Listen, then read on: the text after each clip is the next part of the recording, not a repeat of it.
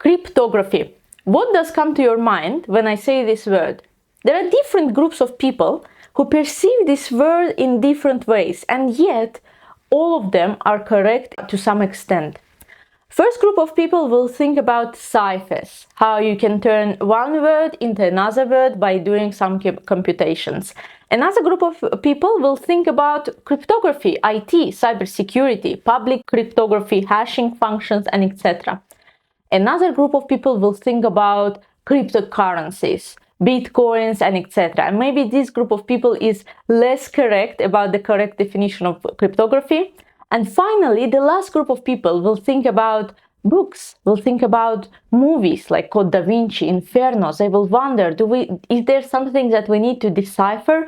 Is it some sort of a maze or a game where we have to find out what's going on behind some sort of ciphers? Well, as I said, all of these groups are correct to some extent, but today we will be talking about cryptography that is more relevant to cybersecurity and obviously to the topic of my channel. Cryptography is a very big topic. So some people are afraid of it because of that, because when they see cryptography, oh my God, there are algorithms, there is cybersecurity, there is just IT without cybersecurity, there are hashing functions, and these people, they become afraid. They're like, oh my God, breathing in, breathing out, what's going on? There is also authorization. So in order not to scare you with all of this content in one go, I decided to start slowly, to tell a story about cryptography. And today we are in the beginning of this story. Today we will find out why cryptography is important, why cybersecurity is a growing field, why we need it, and finally why we can't create certain methods for cryptography to encrypt something, to conceal something, and we can't use those methods forever, and we have to innovate even in cryptography, because life doesn't stand on one point. Well, let's start our story from the very beginning. Cryptography has been around for many centuries. No, I'm not even talking about 20 full centuries before us. I'm also talking about time before Christ. And the reason for that is there were always wars. There were always conflicts between people. There were always people who wanted more power, more position, and finally more land. Like during the times of Roman Empire, that's where we date one of the first, not first though, cipher codes, where in Roman Empire, Roman generals would send letters or would send some messages to Caesars. Sorry, Caesar was the king of Roman Empire. I'm really sorry about terminology here. I didn't study history in English, so I might confuse some terms, some definitions. And they would change letters. So they would move alphabet but by 3 letters. A would become A, B, C by 2 letters. Yeah, C. B would become D. So one of the very basic first ciphers. Then these ciphers would evolve. A would become certain letters like B and F, right? Instead of A, we're writing B and F. And the different logic would change and change. They would try to replace so that these messages are not intercepted. So imagine this guy, or they would also use pigeons, right, to pass their letters. This pigeon is captured. The letter has been intercepted by a competitor nation, and they can see what's written there. Then they can see their secrets, they can see their next steps and their overall strategy even. So in order to prevent that, they would come with different ciphers. This has reached more complexity over the times of Second World War.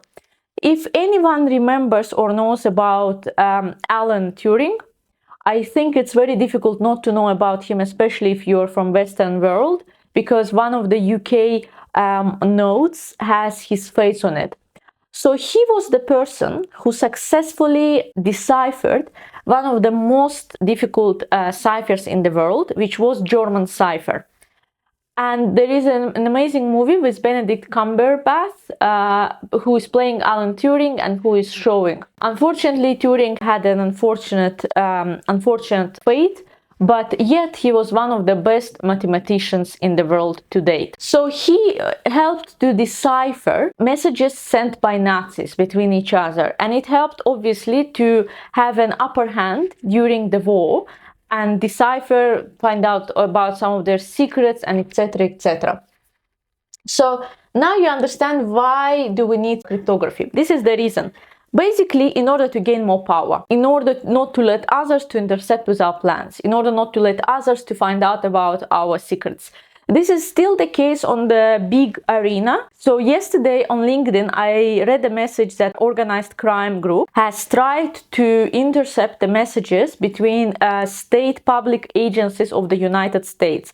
And there are many, many different messages like that between different countries, between different world powers.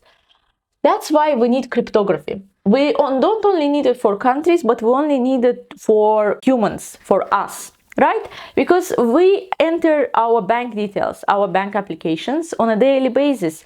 We enter our personal details, our date of birth. So now when you call to NHS, to your GP, to schedule a medical appointment, they say, okay, this is my name, this is my surname, and what is your date of birth, please? Meaning that when you would think about this, the knowledge of your date of birth gives you an upper hand to find out something about the other person, right? If this is the only authentication method.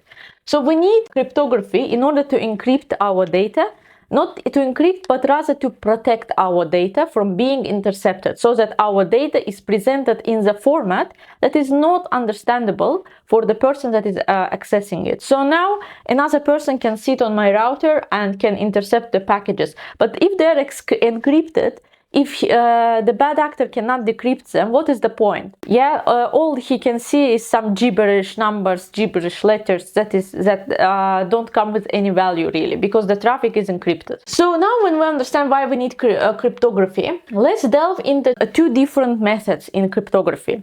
The reason why we need to know those, because they were the case back then and they're also the case now.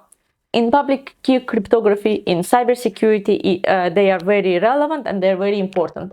So there is symmetric cryptography, which uses the same key. On a generic level, imagine I am sending a letter to someone I trust in a box, and I have a key. And then I create a duplicate of that key and I give it to the other person, to Jack. Let's imagine there is Anna and there is Jack. They have same key, right? So Anna sends a message in a box, in an encrypted box. She locks the box and sends it to Jack.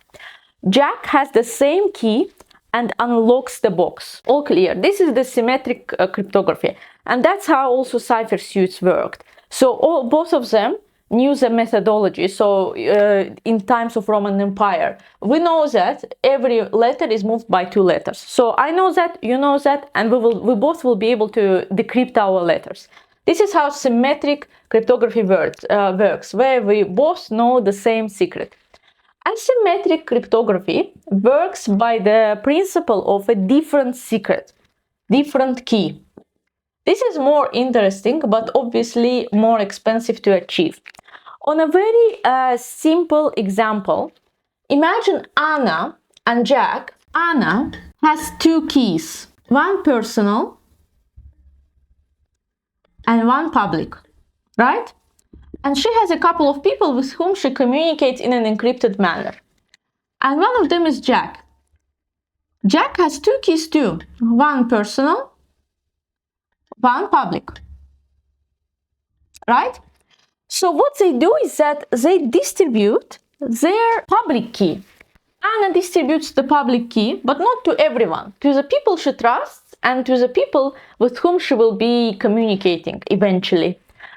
And second is Jack distributes his public key on the same principle. Don't imagine it as distribution of keys like here's my key, here's my key, here's my key. No, they distribute it to the people with whom they obviously plan to communicate. And whenever Anna sends a message to Jack, she has a box. Let me get my AirPods so that it's clear. Imagine this is a box. She locks the box, encrypts it with her personal key. But the thing is that this is Anna's box, right? And the Anna's box works with two keys, both of her keys, personal and public. She encrypted it with her personal key, and she sends it via royal mail to Jack. Jack receives the box, and now he uses public key of Anna's that Anna shared with him to open the box, because box works with two keys, personal and private. How will he know that this box is coming from Anna? Because only Anna's public key can open this box. Now Jack read her message. Okay, Anna, I agree with you. Now he decides to use a different box, right? We had a gray box.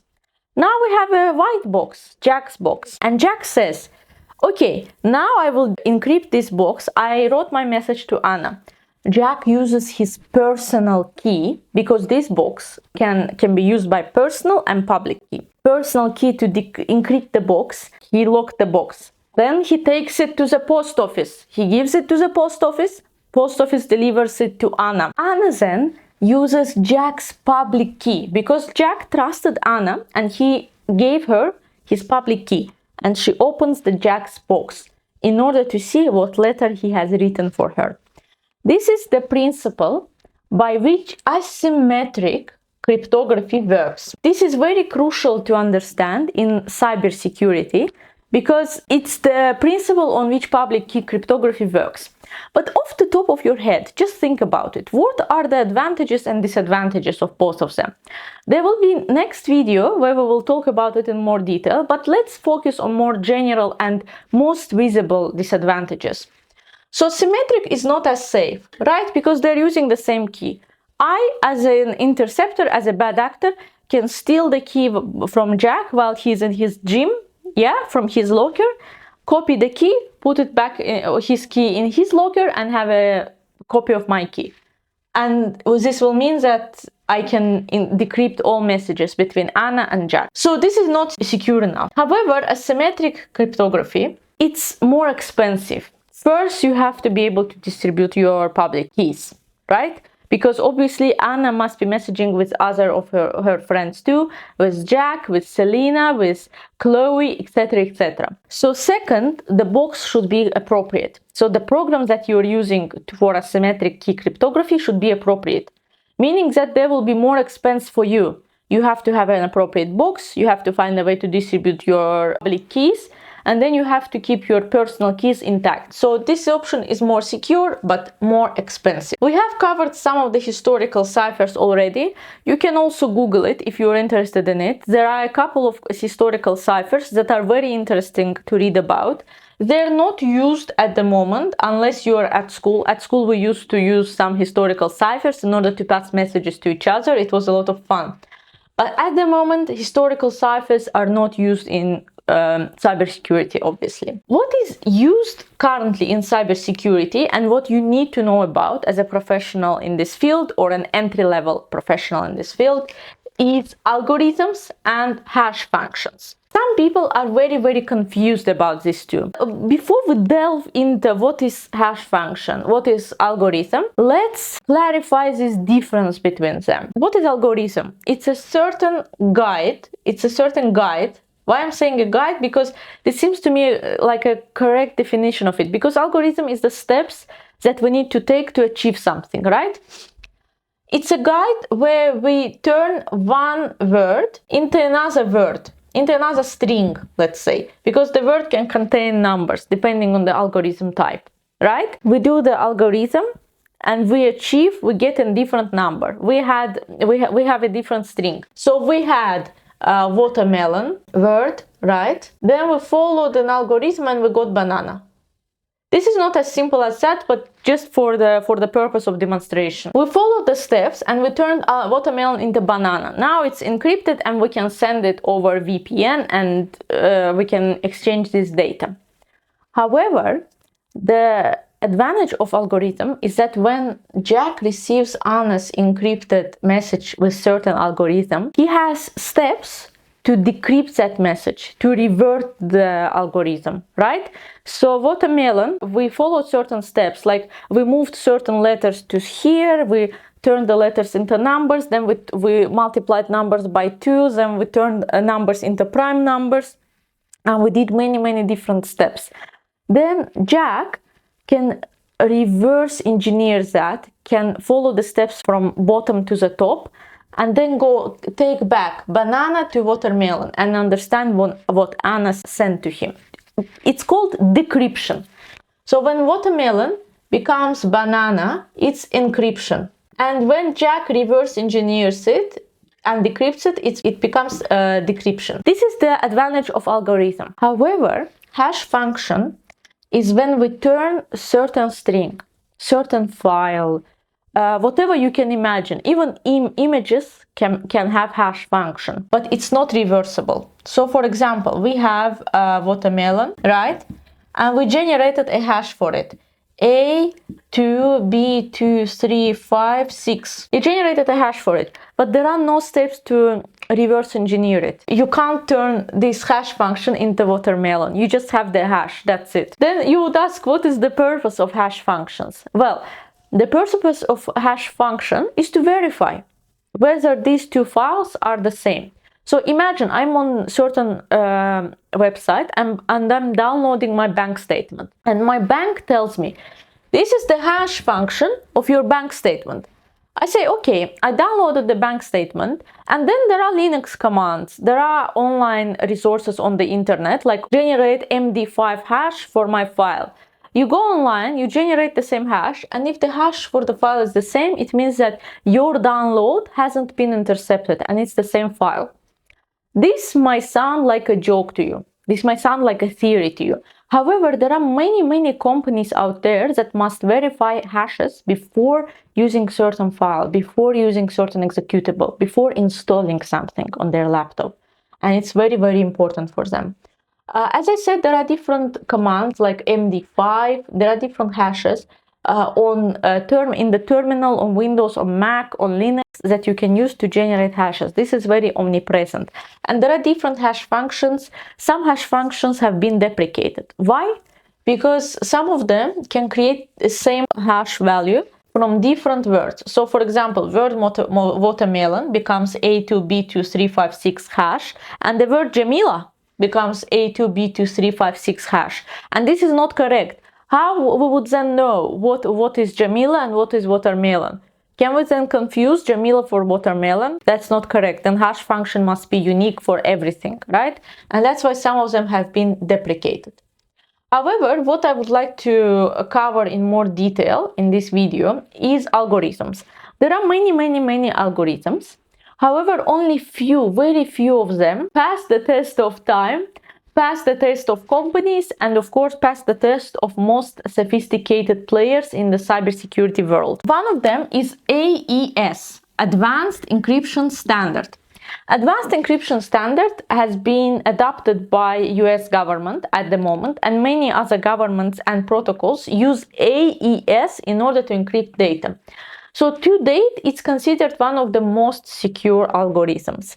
It encrypts data in different blocks, chunks. It can be 128 encryption, 192, and 156 bit. Depending on the use case, the data can be encrypted in different chunks, and usually each company chooses for themselves how to encrypt their data. How it works is that it divides data in these blocks. It makes different rounds of transformation. So for example, imagine it has 100 steps, and it says, let's divide data in 126-bit blocks, and then with each block we do different steps. Here we change every letter to number. Here with the different block we change every number to prime number, and etc. I'm saying it off the top of my head. I'm fantasizing. I'm only telling you the whole idea, main idea how the algorithm works. Now let's mention also RSA. RSA stands for Rivest-Shamir-Edelman algorithm.